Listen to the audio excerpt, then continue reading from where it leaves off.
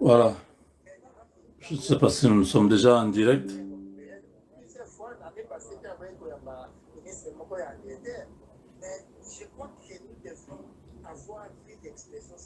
Si vous êtes déjà là, faites-le nous savoir que vous êtes déjà en direct.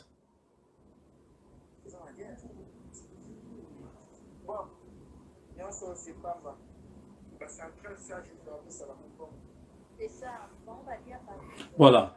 Merci, merci, chers amis.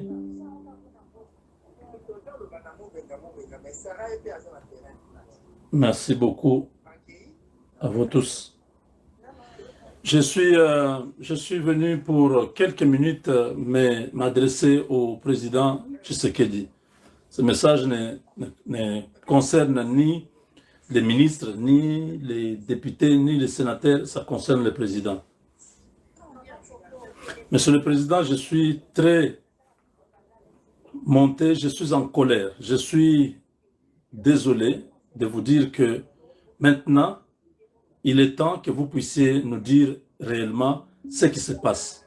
Il est temps que vous puissiez nous dire la vérité, parce qu'on ne peut pas continuer à subir humiliation après humiliation.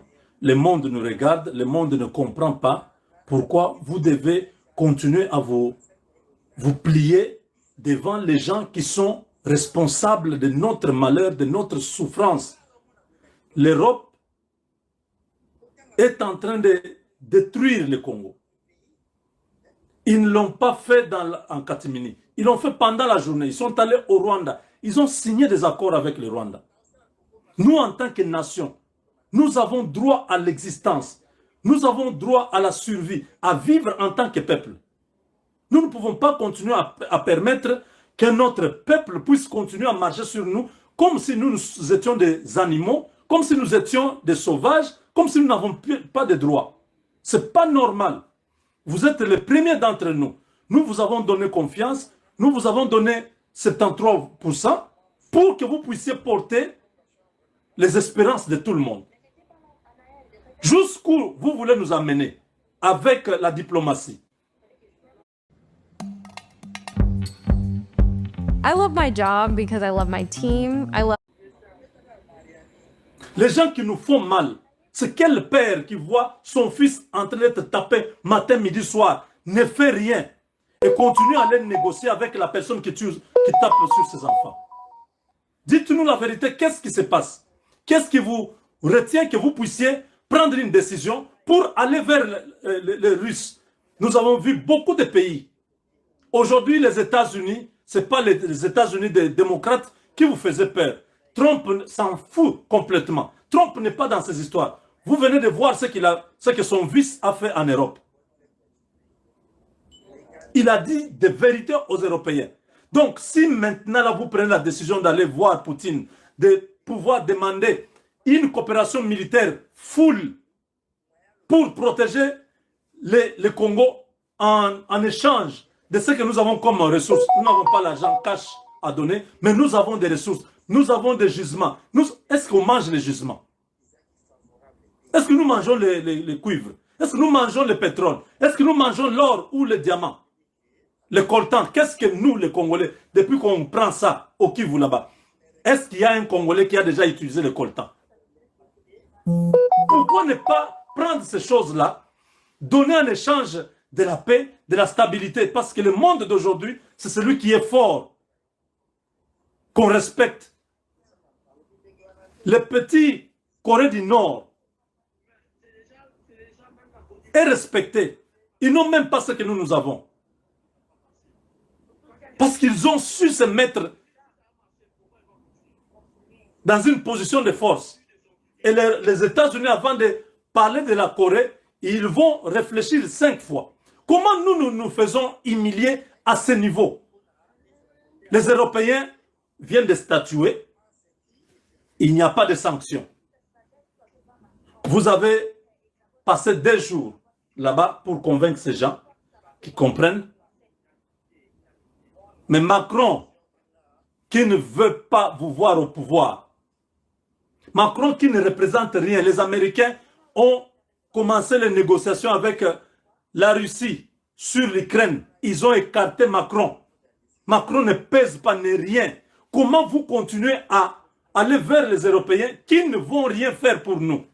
Ouais les amis, force à vous, j'en peux plus. Pendant que Perlin Pimpin est en huis clos à l'Elysée avec tous les représentants européens, ça y est, ils arrivent en Arabie Saoudite, les patrons, ceux qui contrôlent le monde.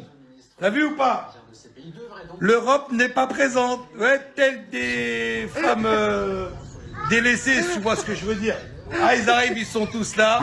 Ils descendent Arabie Saoudite, les tauliers qui vont négocier la fin de la guerre en Ukraine pendant que Perlin Pimpin est avec toute l'équipe de folles européennes en planque, en huis clos à l'Elysée. Ah, c'est juste excellent. Et c'est là que tu t'aperçois, que tu comprends que les Américains nous chient à la gueule de l'Europe en toute impunité, et nous on est spectateurs de ce cinéma. Et oui les amis, nous sommes les dindons de la farce. L'Europe qui se croyait toute puissante a déversé des milliards. Ah là moi je me prends la gueule ce soir. Perso moi ce soir je rigole. J'espère que vous rigolez aussi. Au moins on est devant un sketch. C'est un sketch les amis. Vous-même vous le savez. Mais Dieu a mis en vous des aptitudes, des qualités, des compétences pour que vous puissiez les utiliser à bon escient pour le peuple. C'est pourquoi je parle comme ça, parce que je sais que vous êtes capable de le faire. Si vous n'êtes pas capable, je n'allais même pas insister. Je sais que vous êtes capable de prendre cette décision-là, mais je ne sais pas qui est à votre côté qui continue à vous faire hésiter, parce qu'il a un plan derrière ça. Comme ça, le temps passe, vous hésitez toujours, vous voulez prendre la décision, il vous dit non, président, déjà aujourd'hui, nous avons bien progressé, il faut d'abord laisser ça, qu'on puisse voir comment les unités vont continuer sur le terrain. Il vous distrait, demain, on récupère la situation où l'ennemi récupère la situation, il vient avec une autre formule, il vous dit encore un truc, vous faites passer le temps, quand il verra que maintenant, le peuple vous a vomi, le peuple n'est plus avec vous. J'ai expliqué ça il y a quelques jours. Que l'objectif de ces gens, c'est de rendre Félix Tshisekedi impopulaire. Parce que la force de Tshisekedi aujourd'hui, c'est le peuple. Ils savent qu'il n'y a pas moyen d'enlever Tshisekedi du pouvoir. Il y aura guerre civile au Congo. Ça sera très difficile.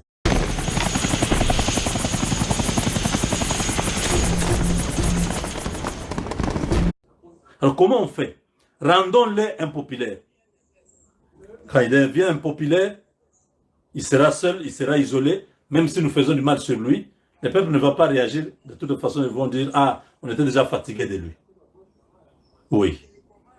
N'amenez pas le peuple à se détacher de vous. Le peuple est avec vous. Le peuple a vu votre volonté. Vous avez refusé de négocier avec l'ennemi. Ça, c'est une bonne option. Jusqu'aujourd'hui, nous tous, nous disons Amen. Il est maintenant important que vous puissiez aussi passer à l'offensive. Parce que nous n'avons pas de choses pour aller à l'offensive.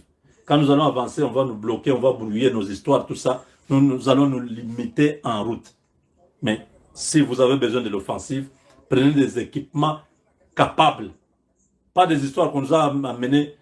Vous savez que les Sukhoi que nous avons là, ce sont des Sukhoi qui ont été fabriqués dans les années 70.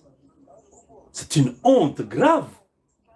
Pendant qu'il y a 3-4 ans, qu'il y a des appareils de nouvelles générations. Nous avons des avions qui ont été conçus et construits autour des années 79.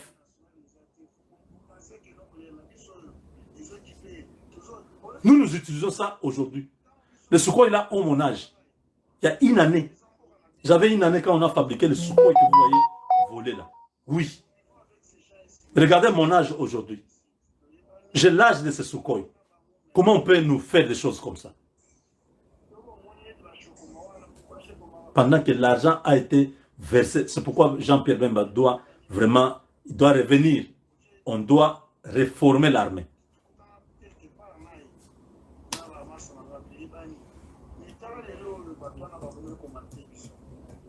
Comment nous avons risqué nos vies, pourquoi? Moi je me pose la question.